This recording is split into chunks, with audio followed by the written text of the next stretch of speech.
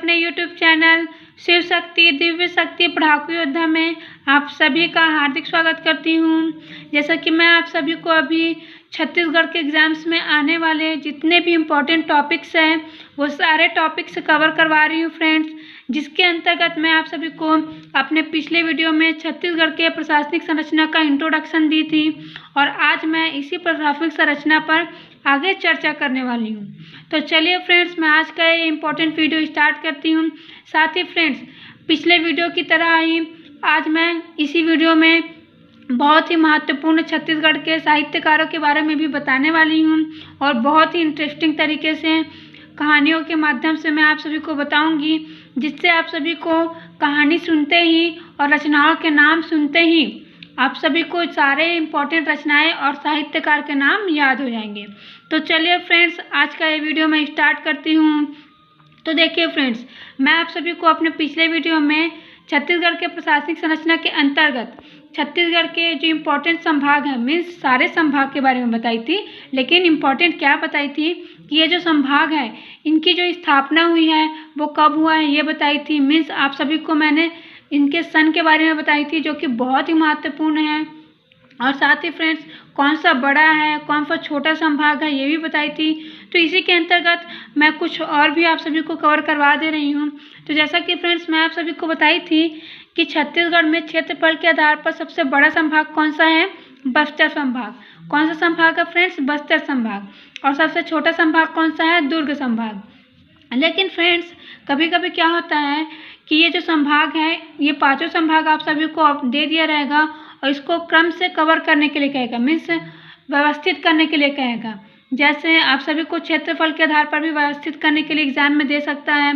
पांचों संभाग का नाम देगा और बोलेगा कि क्षेत्रफल के आधार पर इन्हें व्यवस्थित कीजिए या फिर क्रमबद्ध कीजिए। इसलिए फ्रेंड्स, मैं आप सभी को क्षेत्रफल के आधार पर और साथ ही जनसंख्या के आधार पर जो पांचों संभाग है छत्तीसगढ़ के, उनके नाम बता रही हूँ, जिसे आप सभी को बहुत ही ध्यान से सुनना है और साथ ही आप सभी को इसे मैप के माध्यम से याद करवाने वाली हूँ। ठीक है, तो आप सभी देखिए, मैप को देखिए, मेरी स्क्रीन पर जो मैप शो हो रहा है उसको देखिए। देखिए फ्रेंड्स, क्षेत्रफल के आधार पर अगर हम देखें तो मैं आप सभी को बताई थी कि सबसे बड़ा कौन सा है? बस्तर संभाग है और सबसे छोटा है दुर्ग संभाग। तो आप मैप के माध्यम से इसे कैसे याद रख सकते हैं? देखिए, क्योंकि मैं अभी आप सभी को क्या बताने वाली हूँ, सिर्फ सबसे बड़ा और सबसे छोटा नहीं, बल्कि जो 5 संभाग है छत्तीसगढ़ के, उनके क्रम बताने वाली हूँ। तो मैप में देखिए आप कैसे याद रख सकते हैं। बस्तर संभाग, बस्तर संभाग सबसे बड़ा संभाग है। इसके बाद डायरेक्ट चलते हैं ऊपर, ऊपर मीन्स सरगुजा संभाग में। सरगुजा संभाग जो है सेकेंड नंबर का सबसे बड़ा संभाग है। किसके आधार पर? क्षेत्रफल के आधार पर। ठीक है फ्रेंड्स, कैसे याद करेंगे? बस्तर संभाग, ठीक है, ये सबसे बड़ा संभाग है क्षेत्रफल के आधार पर। अब बस्तर से डायरेक्ट चलते हैं ऊपर। कहाँ चलते हैं? ऊपर। ऊपर कौन सा संभाग है? सबसे उत्तर में सरगुजा संभाग, ये सेकंड नंबर का है। किसके आधार पर? क्षेत्रफल के आधार पर। अब उसके नीचे बिलासपुर है जो कि थर्ड नंबर का है। बिलासपुर के नीचे है रायपुर है जो कि फोर्थ नंबर का है।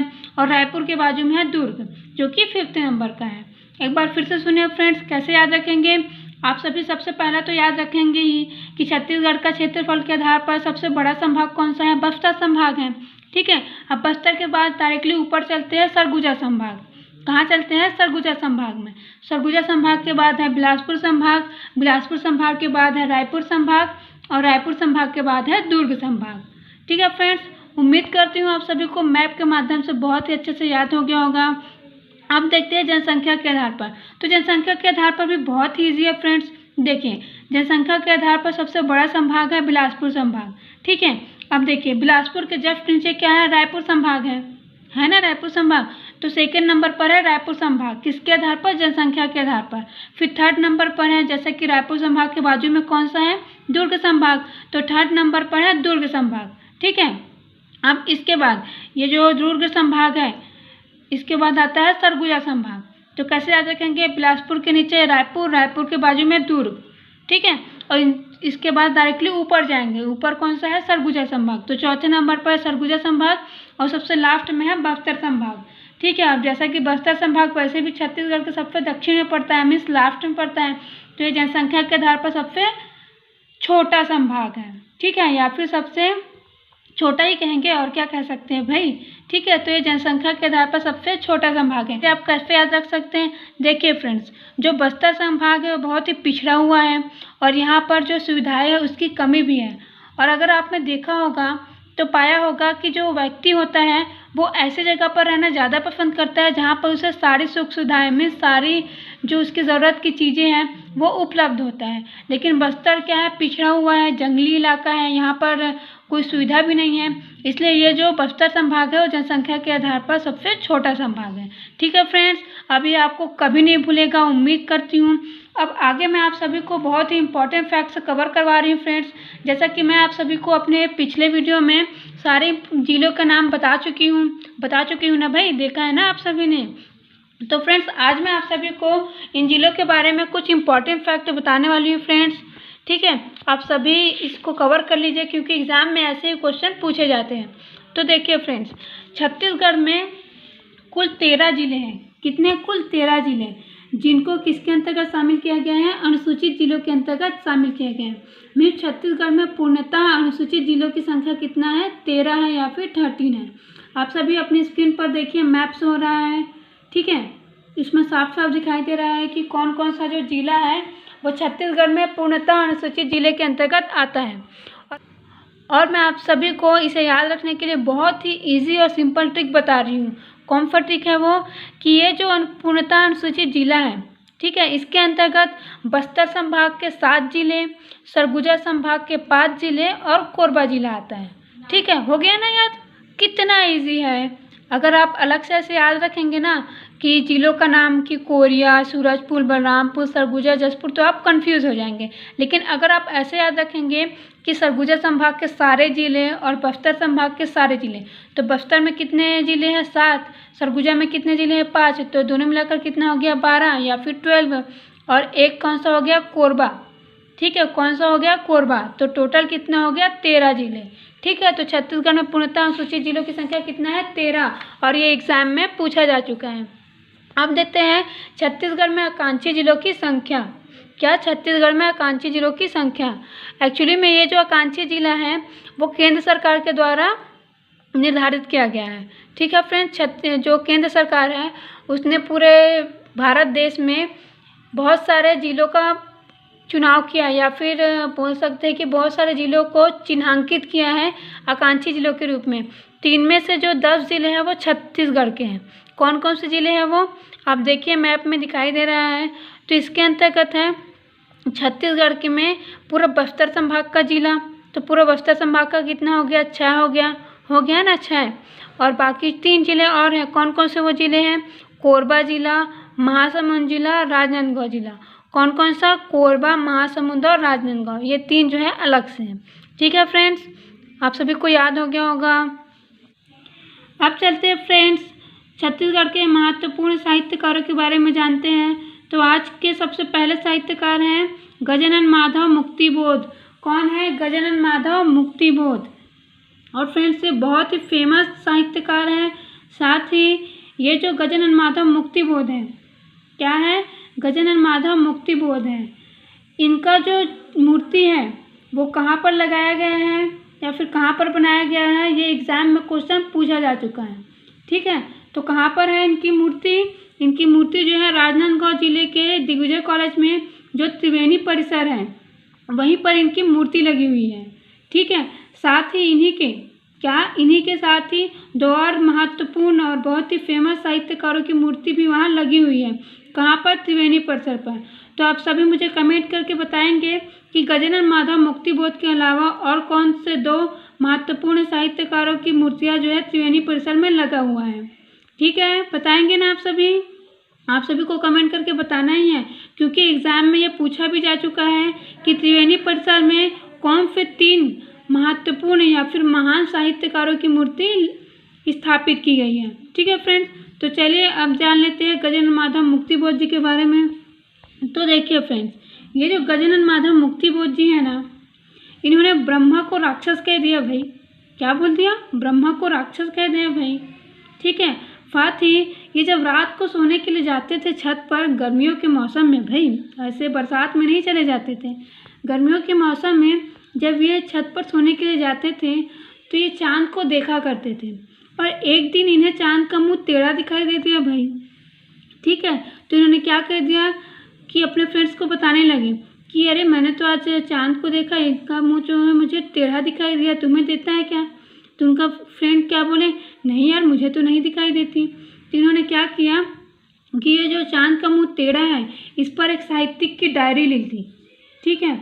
मिस ये जब रात में सोने के लिए जाते थे तो ये जो भी देखते थे चाँद के बारे में, क्योंकि ये चाँद को ही निहारते रहते थे भाई रात भर, तो इनके ऊपर उन्होंने एक पूरी डायरी लिख दी साहित्यिक की, ठीक है।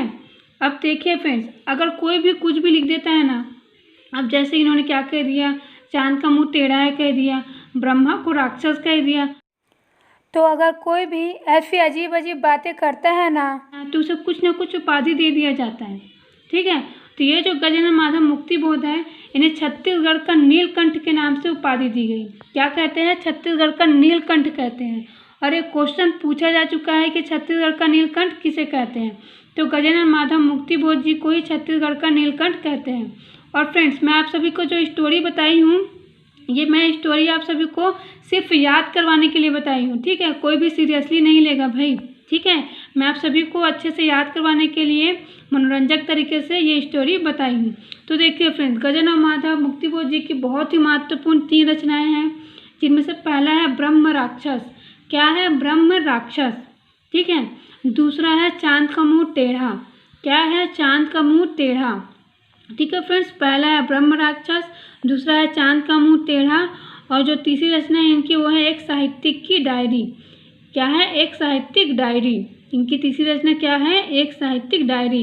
और इन्हें छत्तीसगढ़ का नीलकंठ कहते हैं। और ये तो आपको भूलना ही नहीं है, क्योंकि ये क्वेश्चन एग्जाम में पूछा जा चुका है कि गजानन माधव मुक्तिबोध जी को कौन सी उपाधि दी गई है, या फिर इसके अपोजिट की नीलकंठ की उपाधि, या फिर छत्तीसगढ़ का नीलकंठ किसे कहते हैं। तो किसे कहते हैं फ्रेंड्स? गजानन माधव मुक्तिबोध जी को कहते हैं, ठीक है फ्रेंड्स। अब चलते हैं अपने अगले साहित्यकार की ओर। तो हमारे लिए आज अगले साहित्यकार है परदेसी राम वर्मा। क्या नाम है? परदेसी राम वर्मा, ठीक है। अब जैसा कि नाम क्या है इनका, परदेसी राम, तो ये क्या है? एक वैसे तो एक छत्तीसगढ़िया इंसान है भाई, ठीक है। तो ये छत्तीसगढ़ी में पूछते हैं छत्तीसगढ़िया लोगों से कि आवा, क्या पूछते हैं? आवा। मिस अब ये प्रदेश में रहते हैं भाई, तो अपने छत्तीसगढ़ी फ्रेंड लोगों से पूछ रहे हैं कि क्या मैं छत्तीसगढ़ आऊँ, ठीक है। लेकिन अब छत्तीसगढ़िया इंसान है तो छत्तीसगढ़ी भाषा में ही बात करेगा ना भाई, तो बोलता है छत्तीसगढ़ी में, क्या मैं आवा, ठीक है। फिर कोई जवाब ही नहीं देता है भाई। क्या इनके फ्रेंड्स लोग को, अपने फ्रेंड्स लोग को मैसेज करके पूछा कि क्या मैं छत्तीसगढ़ आऊँ, और छत्तीसगढ़ी में इसे क्या बोलते हैं? आवा। लेकिन इसके फ्रेंड लोगों ने कोई जवाब नहीं दिया। तब परदेसी राम वर्मा ने फिर से मैसेज किया और बोला, मैं बैला नो हराऊँ। क्या बोला? मैं बैला नो हाऊँ, ठीक है। क्यों बोला ऐसा? अरे भाई छत्तीसगढ़िया इंसान है तो छत्तीसगढ़ी में बोले ना कहा ना भाई, ठीक है। तो ये छत्तीसगढ़ी में मैसेज किया फिर से, मैं बैला नो हाऊँ, जो बिना बुलाए आ जाऊँ, ठीक है। क्या बोला छत्तीसगढ़ी में? मैं बैला नो हाऊँ, जो बिना बुलाए आ जाऊँ, ठीक है। तो ये छत्तीसगढ़ी में बोले। तो देखिए इनकी 2 रचनाएं हैं। कौन कौन सी रचनाएं हैं? पहला है आवा। क्या नाम है पहली रचना का? नाम आवा, जो कि एक उपन्यास है। और इनकी दूसरी रचना है मैं बैला नो हाऊँ। क्या है? मैं बैला नो हाऊँ, ठीक है। पहला रचना कौन सा है? आवा, और दूसरी रचना है मैं बैला नो हाऊँ। और इतना बोलने के बावजूद भी इनके फ्रेंड लोगों ने रिप्लाई नहीं किया भाई, जैसा कि आप लोग रिप्लाई नहीं करते हैं। मैं अपने पिछले वीडियो में आप सभी को बोली थी कि मैं जितने भी क्वेश्चन आप सभी को मतलब स्क्रीन पर शो करूँगी, उनके आंसर मुझे कमेंट करके ज़रूर बताइए। लेकिन आप में से किसी ने भी आंसर को कमेंट करके नहीं बताया, ठीक है। तो आप लोग भी तो परदेसी राम वर्मा जी के फ्रेंड के जैसे हो गए हो लग रहा है भाई।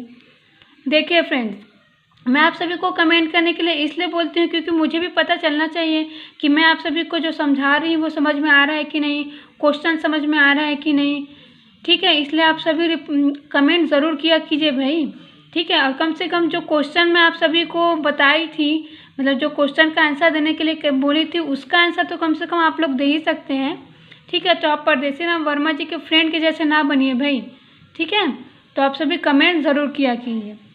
तो ये रहा फ्रेंड्स आप सभी के लिए 2 महत्वपूर्ण साहित्यकारों के नाम, और मैं जितने भी रचनाएं इनके बताई हूँ वो बहुत ही महत्वपूर्ण हैं और साथ ही एग्जाम में पूछे भी जा चुके हैं इनमें से 2 रचनाएं। ठीक है, जो गजेंद्र माधव मुक्तिबोध जी हैं उनकी जो रचनाएं हैं उनको भी पूछा जा चुका है, और जो परदेसी राम वर्मा जी है उनकी भी रचनाओं को पूछा जा चुका है। ओके फ्रेंड्स, अब देखिए, अब आगे चलते हैं अपने जिला की ओर। तो जिले में मैं आप सभी को जो आकांक्षी जिला और जो एक और इम्पॉर्टेंट जिला बताई हूँ, कौन सा जिला पूर्णतः अनुसूचित जिला, तो इसे ज़रूर याद रखिए, ये बहुत ही इम्पॉर्टेंट है।